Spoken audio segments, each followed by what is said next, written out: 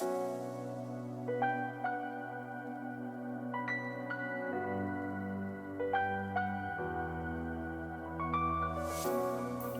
friends, not even remotely afraid of the coronavirus because he doesn't leave the house here, bringing you another Dota 2 video on behalf of Dota Alchemy, in which Elevated and I are going to be discussing the Position 5 tier list for patch 7.24b.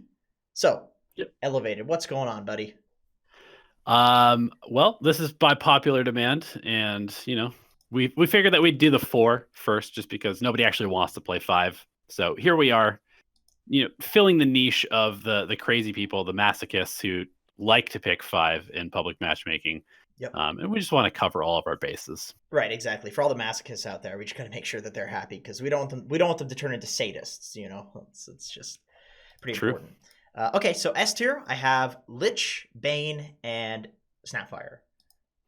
Well, we completely agree on the S tier. These 3 heroes are being picked a ton in high-level pubs, in pro games, and frankly, I don't like playing Bane or Lich, but sometimes I feel like I have to because Snapfire's banned.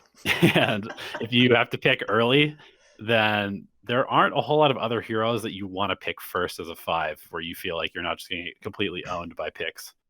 Right. These heroes are all like fantastic early picks, definitely. I'm going to turn the sound down a little bit. Lich is just talking in my ear. So Lich, this hero has been kind of insane in my opinion since, honestly, since Frost Shield got changed. The Frost Shield ability has stood the test of time as Lich's probably best ability. It's unfortunate that it can be purged, but 60% damage reduction, physical damage reduction on a hero, and a slow, and damage, and it lasts 6 seconds. I mean, that's too many things, right? And you can put it on buildings. There's a talent that gives you 60 HP regen on top of this. It is an absolutely insane ability. Lich actually has a save. He has a slow, Sinister Gaze, now that it reduces the target's mana. This is just like, why doesn't Lion get this? Lion's one of the most dog heroes in Dota, and he's you could argue about that. If you're Pylai Die, maybe it's good. But with that being said, basically they added another ability to the Sinister Gaze ability, which was already good. And then you have Frost Blast, which is a 7-second cooldown, 125 damage nuke at level 1 that also is in an AoE, so you can hit 2 people with it with the 75 damage component. 30% movement speed slow is bananas. And attack slow too for trading. Yeah. So it's one of the best trading supports in Dota with all of these other things that he does in his kit. And now Chain Frost, it does more damage per bounce, as if this ability wasn't killing enough people already. It is so annoying to get Chain Frosted. Yeah, they have really, this is just another one of those cases of a hero that has just had like tons of extra stuff and buffs added to him over the last 6 months or so. And he's just kind of hit critical mass where we're in a meta where people are picking kind of these later game heroes, maybe not the best laners, and then you just throw a Frost Shield on them, and suddenly they're like tankier than Timbersaw at level 7. Frost Shield Slark, Frost Shield Nakes, these heroes feel unkillable. Yep. And you can't just purge it off of them because the Slark's going invis and the Nakes is putting magic immunity. It's rough. It's a rough life. But speaking of magic immunity, we got a hero that pierces magic immunity, Bane. And in my opinion, the best thing about this hero is the fact, there are 2 things. And let me know if you disagree. His laning is fantastic. It's very hard to trade with this hero's base stats and the Brain Sap ability, healing him so much and doing so much damage. His laning is insane. He's one of the best heroes at just standing in front, being tanky, and making sure that the carry gets farm. But on top of that, with the Enfeeble ability, giving status resistance reduction, and then Fiend's Grip being 6 seconds, it makes this ability feel like it's permanent until you cancel the Bane Fiend's Grip. Legitimately. It is so hard to not die to this ability. And he has the cast range in the talent. There are cast range neutral items. And also, there's Ether Lens. So this hero, it really feels like this Fiend's Grip ability is way less punishable than it was before. Yeah, I agree. The cast range talent really, I think, sells this hero because you can just go like Aether Lens and then the cast range talent, and you have like maybe Tranquil Boots, Aether Lens, and like a stick at 25 minutes, but you still feel super impactful because especially in pubs where people are not really paying attention that well in team fights, very often you can just get a Fiend's Grip buff for like a full 6 seconds or more. Yeah, it's and like as somebody who's had that happen to me where I'm like a Sven and like I'm not dying, but I'm just literally standing there for my entire god strength while this guy just fiends grips me and my team like chases his other teammates all over the place. Yeah, yeah. um yeah, I also think that one sort of underrated thing that maybe doesn't apply until higher MMR is that you can nightmare somebody who's trying to pull the wave and then the creeps just de-aggro. That's true. That's true. I definitely that's affected me quite a bit lately. As these Bane picks is, I was trending towards picking a lot of these creep cutters because the lanes are getting harder and harder. There's position 4s that are roaming now. There's counter picks coming in from the carry position, so I just cut. But Bane is the ultimate anti creep cutter. You can't cut against Nightmare. You can't. It's not possible. Yep. And then on top of that, this Enfeeble does magic resistance reduction too. So this is Bane is kind of Rubik to some degree. It's like it's weird to me. It's a little weird to me that they gave Bane essentially like a debuff of what Rubik's passive is. And obviously we all know Rubik became overpowered when they gave him the status resistance reduction and magic resistance reduction. Except this applies to your allied heroes as well. So if somebody is enfeebled, that means that means that any other abilities are going to last longer too, which is kind of insane. Yeah, I mean, it really makes this hero good at doing what he does, which is you bully the lane, you get your carry lead, and then you go kill people. And like that's basically what your job is you want to be setting up for fights. That's probably my favorite part about this hero is that you can nightmare somebody and then they just have to sit there for like forever. It feels like forever. And then your team, even if your team is far away or uncoordinated, usually one nightmare is going to allow them enough time to get to where you are, as long as you're like sort of being communicative with them. Yeah. Yeah, the nightmare is definitely an underrated disable. It's so annoying in team fights. Okay, finally, S tier, we have Snapfire. Yeah, what needs to be said about this hero, to be honest, that we haven't already said?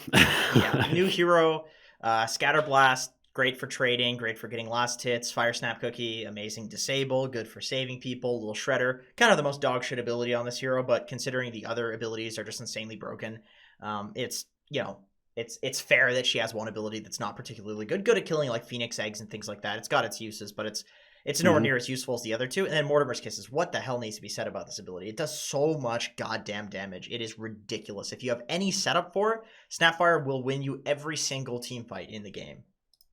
Yeah, it's definitely not as broken as it was. You can feel the difference, especially at level 1. You really do feel the difference of not having 200 damage per shot, but it's still really good.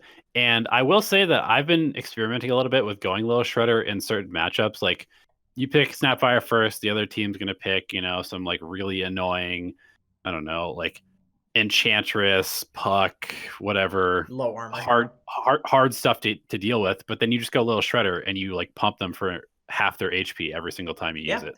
That's fair. That's fair. I think the fact that you can do multiple builds on the hero makes her quite strong. Okay, A tier, we have Winter Wyvern, Batrider, Chen, and Disruptor. So there are a few things that I do want to mention. I originally was going to put Disruptor S tier. Donnie convinced me that it wasn't necessarily an S tier hero, and I was also kind of on the fence about it just because it's been trending negatively. So we agreed on A tier. With Chen, I would actually say Chen is an S tier hero if you're good at it. I had another category here that's hard as fuck to play. Chen is hard to play, but S tier. And the pros are playing it, and the pros are winning an insane amount with it. It's like 60% win rate or something nuts like that. So it's fantastic. But just because it's difficult to play, I put it down into A tier. So I don't know if you agree with that logic or not. Yeah, I mean, that makes sense to me. I had it in B personally, just because I think that Enchantress is slightly better than it, and they're kind of similar in terms of how they play the 5. But I'm also okay with it being an A tier hero. I think it also is somewhat matchup dependent, like who you're comboing it with in lane. Yes, just because definitely. You basically just want to like have somebody that really wants to just sit in the lane and regen with Chen's aura. Yeah, which thankfully is quite a few carries. I mean, a lot of carries just sit there and hit creep, so it does make a lot of sense as a position 5, and that's why I probably would say as a position 4 it doesn't make as much sense. Yeah, I have a couple other heroes in A tier as well. Okay. As far as, I mean, I see all of them in your B tier, so we're pretty much agreed on all these heroes anyway. But the ones that are missing, I have Enchantress in A. I guess you rank her a lot lower as a 5. Yeah, Um, my reasoning on that is that if you can feel the impact of the nerfs to her, mhm, basically, and I think people are getting a lot better at like blocking camps and stuff to deal with the sure. enchantress creeps. That's kind of my reasoning, is that it's like trending very negatively, and I'm personally as an enchantress player, I've tried it and I don't like it, so it's a lot of bit of personal bias there just from my own experience. Okay, yeah, that makes sense. Additionally, I also have Ancient Apparition in A. I I was have considering that. I was considering that. It's definitely trending in the right direction. It pairs very well with like Legion and Void, which are popular heroes, Puck, even Mars, that kind of stuff. Yeah. Um, and then I also have Nature's Prophet and Oracle in A as well. But Okay. I feel like all of these heroes could be A or B depending on the Right, game. right. So the ones you listed, I would actually say are like probably A plus, or Hmm. sorry, B plus tier. So I would say like Ancient Apparition. We'll kind of cover the A tier and the B tier together a little bit here, just Yeah. yeah, for whatever reason. Ancient Apparition, I think this hero is insane just because it counters so many of the cheese picks in the Yep. meta. I think it's good. It's amazing against Huskar. Meepo has lifesteal. It's good against Timbersaw. Timbersaw. Like all of these crazy cheese heroes that everybody's picking, it just makes their life horrible. So that's why I was considering putting Ancient Apparition in A tier, but instead I decided on B plus because if none of those heroes are in the game, I think it's pretty garbage. But the thing is, those heroes are in every game, and he's so good against them that you are so thankful you have an AA on your team if Yep. they're in the game. That's kind of my reasoning with that. Batrider for A tier. My reasoning on this is I basically just think this hero is really broken. I think that all you need is a blink dagger and you're going to be good. I think that uh, you can most offlane and position 4 combos can't deal with the Batrider position 5, and He's kind of like Undying. He's like he he's just like wins the a lane. yeah, he's like an Undying that has better utility in the mid and late game. Yeah, that's kind of how I feel about Batrider as well. Is he's just a way better scaling Undying that can actually farm and do stuff. Hmm. But niche hero, definitely something that you need to play quite a few games on it to get a feel for it. It's not a traditional position 5. It's pretty weird. So Yep. you do need to practice a little bit. Winter Wyvern, I feel like not much needs to be said about this hero just because it's so tried and true. Yeah. You have Arctic Burn, which is one of the best damage abilities in the game because it's percentage. So it's great for trading in the lane. It's great for the late game. Splinter Blast is great for pushing out waves, for harassing. Cold Embrace is one of the best saves in the game, and Winter's Curse is one of the best disables and teamfight disables in the game. So this hero Yep. just kind of gives you everything that you would want in a hero, and now you can do damage during the Winter's Curse, which makes it even better. But with that being said, the reason it's not S tier is because I think that the laning can be a little bit rough. It's a little bit Yeah. slow of a laner. Yeah, because you use Arctic Burn once and then you basically can't trade for like 50 seconds. So it's definitely a hero that you want to lane with somebody that is fairly self-sufficient. I would say like picking it when you have like a void or something like that because it counters void, so you're denying them a counter. Um, Picking it when you have a life stealer again kind of counters life stealer as well. It's actually a pretty great hero to pick if you kind of know what your safe laner is thinking. I wouldn't say that it's my favorite hero to first pick because they can just go like hard magic burst and then you feel a lot less good. Yeah, Um, true. but I agree that it's definitely it's like a very solid hero to play. It does enough that no matter what, you're gonna be if you're good at it, you're gonna be fine. Yeah. And I'm not sure if we talked about Disruptor, but basically this hero's been trending in the negative.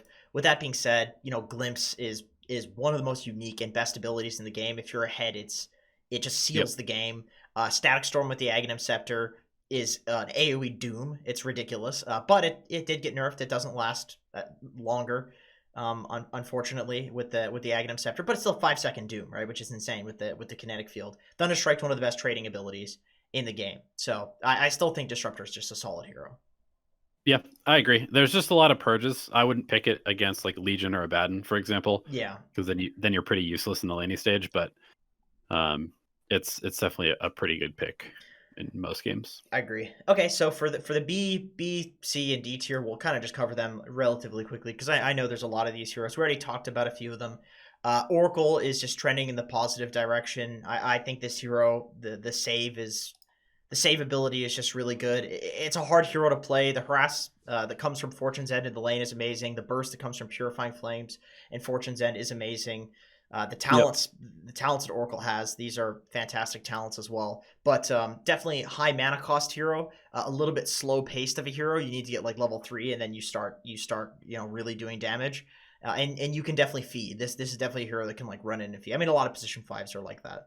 Um, Puck, I think Puck is better in other positions, but I think Yep. Puck is a fine position 5 just because Puck's like a broken hero. Coil is just one of the best abilities in the game, but very squishy as a pause 5, so you have to be careful about picking into something that you need to trade with. That's my only issue. We already talked about AA, Huskar, Meepo, these heroes. It counters those heroes. Nature's Prophet, I would potentially even put Nature's Prophet higher. I just think that it's a very niche hero. You have to know specifically how to play it. It's not a traditional position 5 that has disables and things like that. You're kind of split pushing, you're being a nuisance, you're building auras, you're destroying Yep. the laning phase in a very specific manner, treant blocking, things like that. You're very active. It's not a normal position 5, but if you're good at it, it is amazing. It's definitely a good 5 to learn if you are kind of tired of just playing like standard lane supports, though. I would say like Yeah, it's if not standard at if you're all. constantly if you're constantly grinding position 5 games in ranked queue, I would highly recommend like adding Nature's Prophet to your repertoire so you don't get fully bored of just like the same thing It's a good every game. one. It's a good one. Jakiro, kind of similar to that. Like you can basically suicide down lanes and split push that way and get a lot of farm that way as well. But I think Jakiro's just an all around solid hero. Dual Breath is one of the best trading abilities in the game. Ice Path is It's got amazing great for team stats fighting. too. Yeah, great stats, just like Bane. Liquid Fire is good for pushing. It costs no mana. Macro Pyre is insane for team fighting and for defending waves. I think Ice Jakiro's Path just is actually probably the most underrated ability in my opinion. I mean 2.5 second stun for In a line. on a 9 Yeah. second cooldown is pretty nuts. So I think the hero's good. Really good against like void spirits and pucks and stuff who set themselves up to be stunned a lot of the time. Yep, definitely. Undying, I thought this hero was a lot better at the start of the patch, but definitely he's been kind of falling off in terms of the idea of the hero, just because I do feel like his laning is insanely strong. Everybody knows that he's like probably the best laning position 5 in the game. You can't win lanes against Undying. But he really falls off. He falls off less hard than before because of how the new Flesh Golem works. You can basically run in and be a tank for your team, which is really cool. But he still has no way of farming other than getting kills. So Yeah, that's a problem. I play a lot of Undying. He's a fairly unique hero. Like for me, because I used to play him a bunch and lost a lot, and recently I probably have had like a 60 or 70% win rate over the last like 6 months playing this hero. And what really changed for me is like how I was playing him, which is essentially it's kind of like a bait. You're basically just the entire purpose of the hero is just to be Undying. You like bait people super deep into team fights. You like barely survive all the time using Soul Rip. You burst heal your teammates, and then Tombstone is a great team fighting thing, but you kind of use it as like a secondary bait. Like you bait yourself, you bait your Tombstone, and you play around the fact that you're trying to like get people to commit to stuff that they shouldn't be doing. Definitely a harder play style to master than something like I don't know, Bane. You just get like a feed and skirt buff or Lich. something. Yeah, Lich. It is like what you're describing is very psychological and manipulative in a good way, and in Dota obviously, but Yeah. it's a little hard to do that. It's like this idea of being a tank in Dota. There's this whole idea people were like, oh, there aren't any tanks in Dota. That's from World of Warcraft. Don't say that. But it's like, well, in reality there are, because you force people to make moves. But Right. it's not 100% the easiest thing to do. Okay, so C tier, we have Enchantress, Ogre, Venge, Crystal Maiden, Shadow Shaman, Witch Doctor, Treant Protector, Caudle. Now, I don't necessarily think any of these heroes are bad. This is kind of the category that I put a lot of heroes that I'm a little bit unsure of in. So I'm just Mhm. going to say it flat out. For Ogre and Venge, I think these are just two heroes that if you want to have absolutely no impact in a game, but still possibly win, and like if you're like really tired or on drugs, then these heroes are really good to play because you basically need to do nothing but run in and die for your team, and you're good. Yeah. That's And just by existing most of the time, you buff your teammates pretty well. So exactly. So that's like a big reason I put them in C tier. I don't necessarily think they're bad. If I thought they were bad, I'd put them in dogshit tier. But Mhm. they're so low impact that you have very little control over the game unless you're like really, really good and also in Discord with all 5 of your teammates and maybe 3 of the enemies like cheating. Right. I don't know. Like it's hard to have a huge impact with these heroes, which is why I put them in C tier. Enchantress, we already kind of talked about this hero. I feel like you can really feel the nerfs, the mana costs on Impetus. For example, you can definitely feel that one. People are getting a lot better at dealing with the Enchantress by blocking camps and things like that. So, but still a strong hero. I mean, still a strong position 5 because it was so strong before, even with the nerfs. I think it's going to remain strong. Yeah, I mostly agree with everything that you have here. I would say that Shaman maybe deserves to be a little bit higher. I've been Maybe noticing that there's a lot of pros that are playing at 5 all of a sudden. right. Like There's Solo's been spamming the hero. Fear's been playing it too. Yeah, and it feels pretty good because it has the same thing that Lion does, which is instant disable against these very slippery heroes.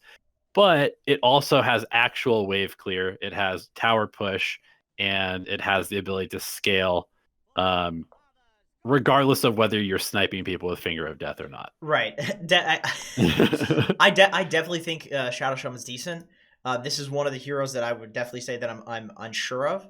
There are pros picking it. I saw that the win rate is pretty bad, but a week ago it was like 60% win rate. So it's one of those heroes it's super volatile. It's up in the air whether or not this hero is good or not. So if you're looking for something that might be really broken, and especially if you're good at Shadow Shaman, then I would say give it a try because you might be on the Shadow Shaman train before everybody else is. Yeah. You can't underrate how good it is at trading in the lane too. Like that's one thing that you kind of need out of a 5 is to be a good trader most of the time. Yeah, that's another area where it's pretty good. So you mentioned trading, and this is my problem with Crystal Maiden is that she costs so much goddamn mana to spam this Crystal Nova. You need so many mangoes.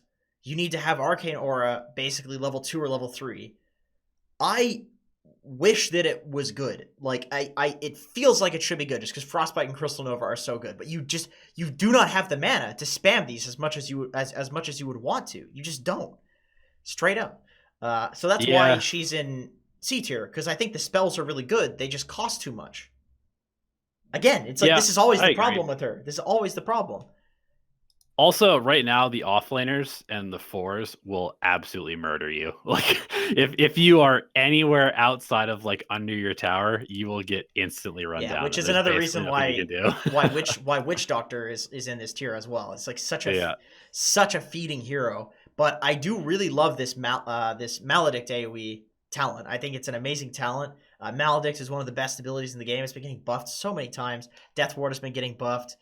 Cask is decent. Heal is okay. It's probably the worst ability, but still decent. Witch Doctor's solid. Witch Doctor's definitely, like, he was very bad for a while, and now he's okay. But like you said, heroes like this will get chomped on in the lane by, like, an Earth Spirit, by, like, a Centaur. It's not going to be good. Yep. This hero won't, however. Treant Protector. This hero is not a bitch. He can trade with almost anybody, but I do have to say, you can feel the nerfs. I know we've said that a lot. Yep. You can feel the Nature's Grasp mana cost increase. You can feel the living armor reduction. Like there's, it's still decent though. It's still definitely decent, but you can definitely feel like the Leech Seed. I believe Leech Seed. Did they increase the mana cost on it, or they lowered the damage? That was like the first nerf that they did several patches ago. Yeah. Right, and then people started going Nature's Grasp, and then they nerfed Nature's Grasp, and it's okay. What ability do we get at level 1? Basically, and but it's still decent. I still think it's a good hero. I think as a position 5, you having the ability to like push out lanes is a really cool thing that you can do to contribute to your team. Yeah, still does a lot of damage in team fights. Living armor is still a great ability for keeping towers alive, for keeping your team alive. Like it's still a decent hero. It's just definitely fallen off, and people are way better at just cutting all the trees. And then the hero has. He also just really doesn't want to play against Slardar or Mars in the lane. Both of those heroes kind of own him. Yeah, there's a lot of good popular heroes against the tree for sure. Batrider as well, Beastmaster. Yeah. Any heroes that can cut trees or like you to be around trees or reveal invis. Timbersaw is super popular right now too. Which is all of those heroes. Yeah. Yeah.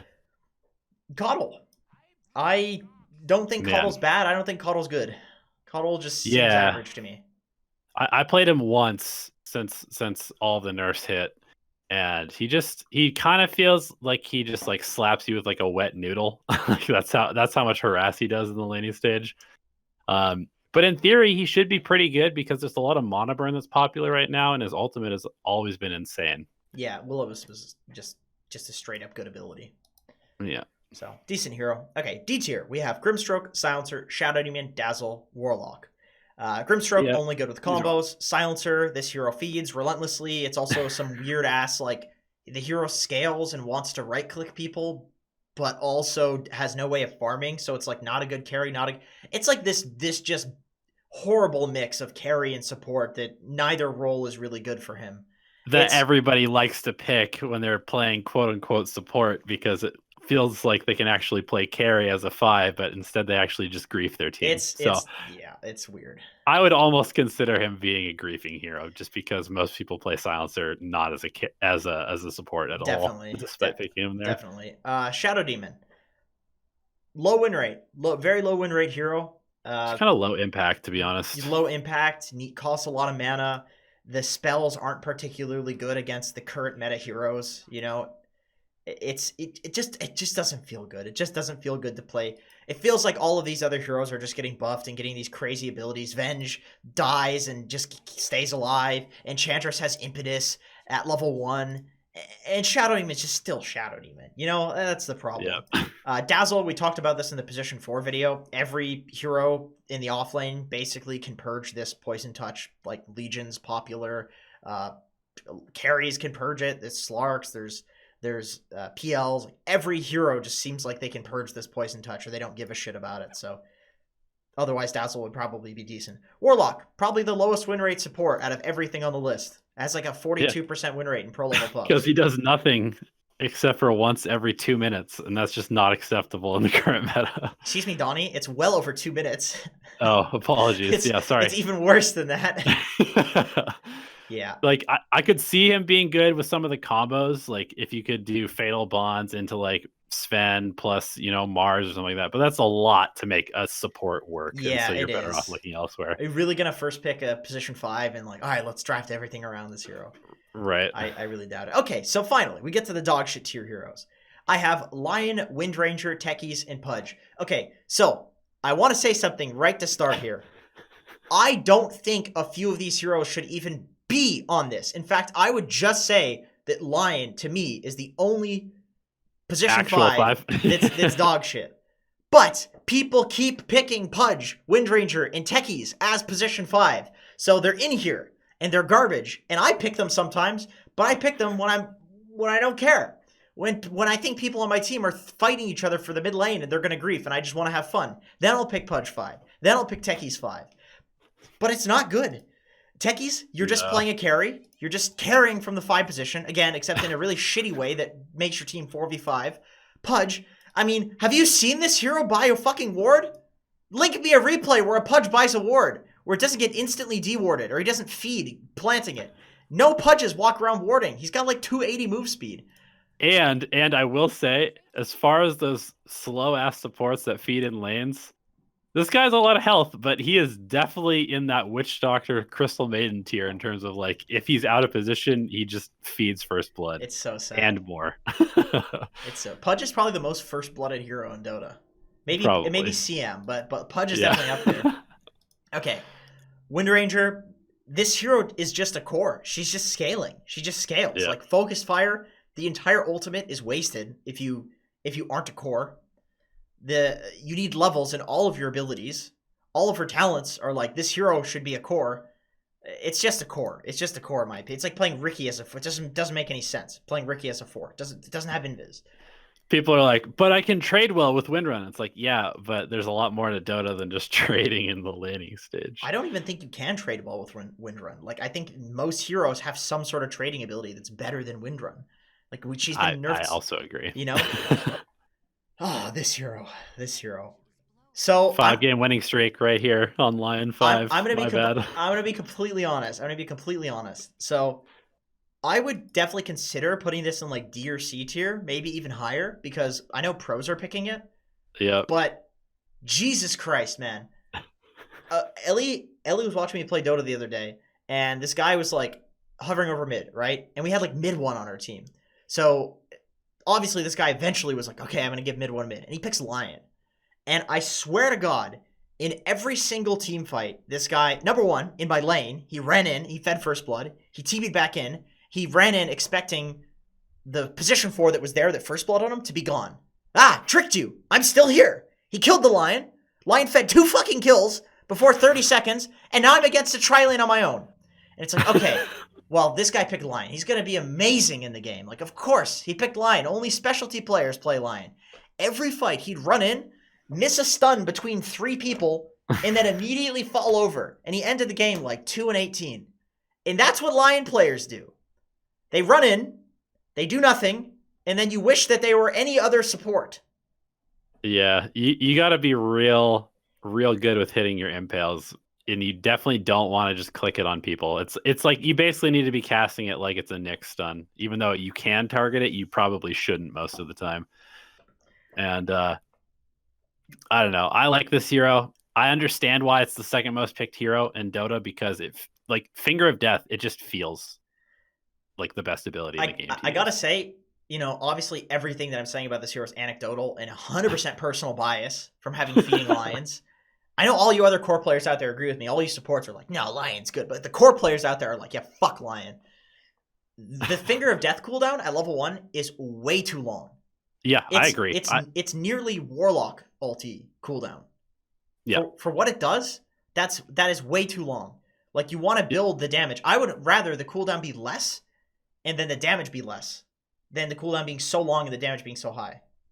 Yeah, I was thinking about that today, actually, because I was playing it and I was I was like, man, you can use the ultimate, and then you actually just kind of like stand around, like you set up your team, but you're like half a hero for like 2.5 minutes. Like, yeah.